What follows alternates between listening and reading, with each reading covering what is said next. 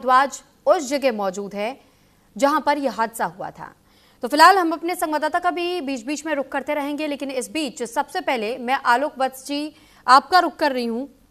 Sir, Noida से ये पहला मामला सेक्टर 150 से सामने नहीं आया है। उसी स्पॉट को लेकर के चश्मदीद की ओर से बताया गया कि ऐसे मामले पहले भी सामने आ चुके हैं, लेकिन कुंभकर्णी नींद क्यों सोई हुई है नोएडा अथॉरिटी?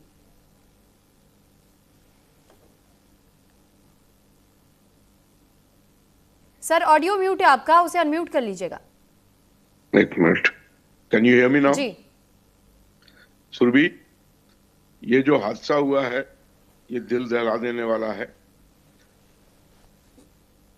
और इसके पहले भी एक ट्रक जाके गिरा था वहां पे। खैर उसमें किसी की मौत की पुष्टि नहीं हुई है, लेकिन प्रशासन को, नोएडा अथॉरिटी को इनको संज्ञान में लेकर वहां पे वो सारी चीजें लगानी चाहिए थी। रिफ्लेक्टर, बाउंड्री वॉल मजबूत करना चाहिए था, और वहां पर डायवर्जन का भी एक बोर्ड जो रिफ्लेक्टर के तरीके से काम करे वो लगाना चाहिए था। इसमें भयंकर भूल हुई है और ये सभी लोग उसके मौत के जिम्मेदार हैं। और सबसे बड़ी बात कि वो 50 फुट गहरा था कि 70 फुट था, ये अभी सही से कोई पुष्टि नहीं कर रहा है, लेकिन 50 फुट गहरे नाले में बेसमेंट के गिर के और वो लड़का लगातार अपने मोबाइल से अपने परिजनों को की मदद की गुहार लगाता रहा, और वहां पर 80 के ज्यादा से ज्यादा लोग पहुंच चुके थे। तो मनिंदर को शाबाशी देनी चाहिए थी जिसने अपनी जान की बाजी लगाकर उस पानी में उतरने का फैसला लिया, लेकिन खैर वो नहीं बचा सका। ये जेनोसाइड है।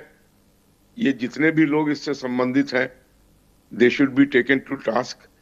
इस तरीके की हादसे होते रहते हैं, बिल्डर अपनी मनमानी करते हैं और जो नॉर्म्स है उसको फॉलो नहीं करते हैं, तभी जाकर ऐसी घटनाएं। सर, तो इसकी देखरेख कौन करेगा? ये तो उत्तर प्रदेश सरकार के अधीन आता है। बिल्कुल, और शासन के संज्ञान में आया है तो हम इसे छोड़ेंगे नहीं। जो भी इसके लिए दोषी हैं उनको कड़ी से कड़ी सजा मिलेगी। सर, सतीश पाल के स्टेटमेंट को सुना था कल आपने?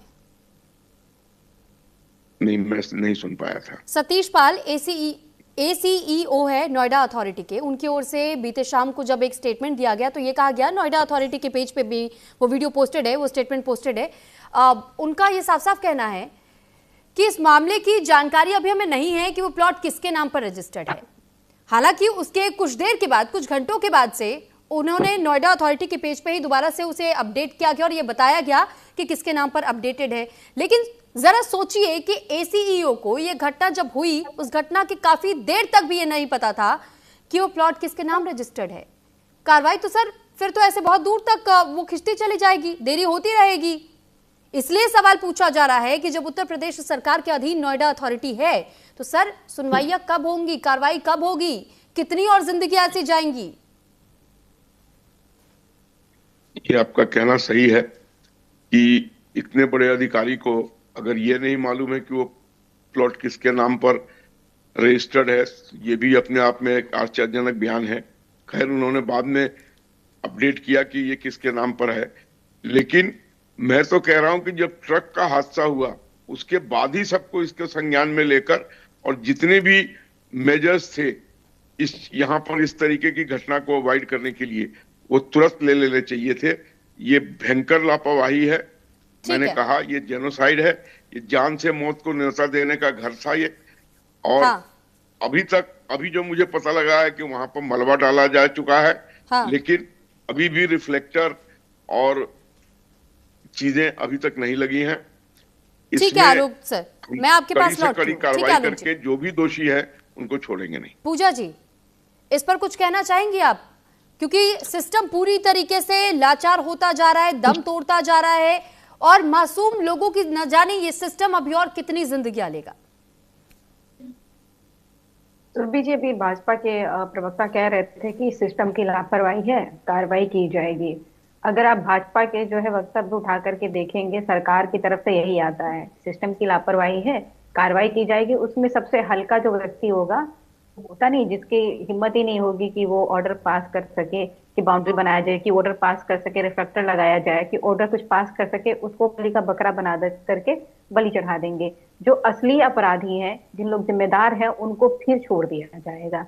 अभी इन्होंने कहा कि ट्रक, मुझे लगता है इन्होंने शायद पूरी खबर देखी नहीं हुई है, कि इनको जानकारी नहीं कि एक ट्रक नहीं, वो ट्रक जो गिरी थी उसको बचाने वाला कोई डिलीवरी बॉय था जिसने बचाया था। और ये सोचिए कि जो है इससे पहले भी ये लगभग, जो आपके न्यूज चैनल द्वारा ही मैंने सुना है कि लगभग इसको 9-10 साल हो गए ऐसे ही पड़ा हुआ है, उस पे कार्रवाई नहीं हो रही। और ऐसा नहीं कि एक दो गाड़ियां ऐसे गिरती रह गई। ये आज अगर सुरभि जी आप जैसे चैनल इस पर डिस्कस नहीं कर रहे होते ना, तो ये आज भी इसकी जिम्मेदारी नहीं ले रहे होते। ये जिस तरीके से ट्रक गिरी, इससे पहले गिरी चीजें खत्म होती चली गई, उसका पिता अगर उठा करके अपने बेटे को लेकर के चला जाता और एफआईआर दर्ज करने की मांग नहीं करा, तो सोचिए एफआईआर दर्ज भी तुरंत कहाँ हुई। हम्म। 16 तारीख की घटना है, आज 19 तारीख को होगी, हम बैठ 2500 करके रुपया डिस्कस दे कर दो रहे हैं, इतने चैनलों पे डिस्कस हो रहा है, तब जो जाकर के तुम्हारे पास है। ये चुप रहे हैं कि नहीं अब एफआईआर दर्ज की जाएगी। अब कार्रवाई की जाएगी, वो कार्रवाई के नाम पे देखिएगा ये उत्तर प्रदेश सरकार की, या यूं कहूँ भाजपा सरकार की प्रवृत्ति बन गई हुई है कि घटनाएं घटती रहेंगी, ये मूक दर्शक बने रहेंगे। जब हंगामा बरपेगा, जनता इनसे प्रश्न पूछने लग जाएगी, वो सड़कों पे आ जाएगी, तब ये कोई बड़ा बलि का बकरा ढूंढ लेंगे। अगर पुलिस की गलती हुई होगी तो कोई होमगार्ड उठा करके उसके ऊपर कार्रवाई कर लेंगे। और यहाँ पर भी देखिएगा कि किसके ऊपर ये कार्रवाई करते हैं। अब क्या बिल्डर की जिम्मेदारी है? क्यों नोएडा प्राधिकरण इससे बाहर हो गया हुआ है? उसको क्लीन चिट तो ऐसे देने लग गए हुए हैं आप लोग। तो जिसकी जिसकी जिम्मेदारी बनती है, उसके उसके ऊपर में जब ये कार्यवाही होने लग जाएगी, तब जाकर के जो इस तरीके का कृत्य करते हैं, नजरअंदाज करते हैं, अपनी जिम्मेदारी नहीं निभाते हैं, उनके अंदर में खौफ तो मैम बनेगा। कार्रवाई तो और की गई जितने ना, पुलिस कार्रवाई तो कर्मी की वहां गई, प्रत्यक्षदर्शी थे, जूनियर जेई को सस्पेंड कर दिया, हो गई कार्रवाई। मैंने सुरभि जी आपको पहले ही कहा ना कि सबसे कमजोर जो मिलेगा इनको कड़ी, कि इसकी हिम्मत भी नहीं है कि ये कोई ऑर्डर पास कर सके या कुछ कर सके, उसको बलि का बकरा बना करके सूली पे चढ़ा देंगे। आप सोचिए कि इनको कार्रवाई कैसे करनी चाहिए। जितने वहां पे पुलिस कर्मी खड़े थे, जो प्रत्यक्षदर्शी बने रहे, एक फ्लिपकार्ट डिलीवरी बॉय पानी में कूद सकता है। आप सोचिए कि उत्तर प्रदेश की पुलिस कितनी नकारा हो रखी हुई है, कि इतने बेजिगर के लोग हैं कि वहां पर जो है पुलिसकर्मी अटेम्प्ट भी नहीं किए, कि कोई प्रत्यक्षदर्शी कहे कि नहीं पुलिसकर्मी बहुत प्रयास करते रहे, उन्होंने रस्सियां लगाई, वो जो है इंस्पेक्टर नीचे उतर करके गए, लेकिन फिर भी नहीं बचा पाए। लेकिन हम ये डिस्कस नहीं कर रहे हैं, हम डिस्कस कर रहे हैं कि 2 घंटे तक वहां पर जो विक्टिम था वो गुहार लगाता रहा, वो खुद बैलेंस बना करके कार पे लेटा रहा। एक फ्लिपकार्ट का व्यक्ति नीचे उतर गया, जो पर उत्तर प्रदेश की पुलिस, जो नोएडा पुलिस थी, वो मूक दर्शक बन करके देखती रही। तो ये जितने पुलिस कर्मी हैं, सबके ऊपर में कार्रवाई होनी चाहिए। कुछ इतनी तो कार्रवाई होनी चाहिए ताकि इनके आगे कम से कम प्रमोशन आने वाली चीजें वो तो रुके। तो जो बाकी पुलिसकर्मी इसमें है, जिनको ट्रेनिंग दी गई हुई है, जनता का पैसा खर्च करके पुलिसकर्मियों को ट्रेनिंग दी जाती है, ताकि ऐसे आपदा के समय पे इनका जिगर ना घबराए, ये कूद करके मदद करने के लिए आगे बढ़ जाए। हम आपदा के लिए कैसे तैयार हैं? इस पुलिस के भरोसे हम आपदा के लिए तैयार हो सकते हैं क्या?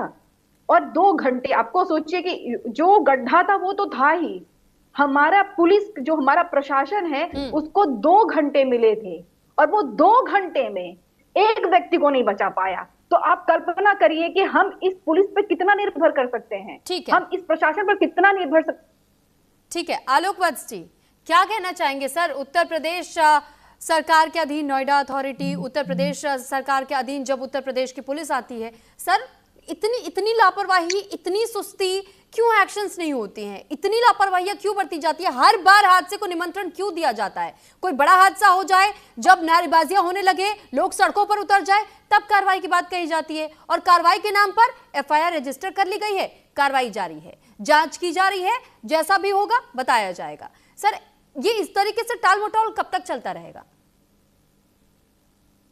देखिए सुरभि जी,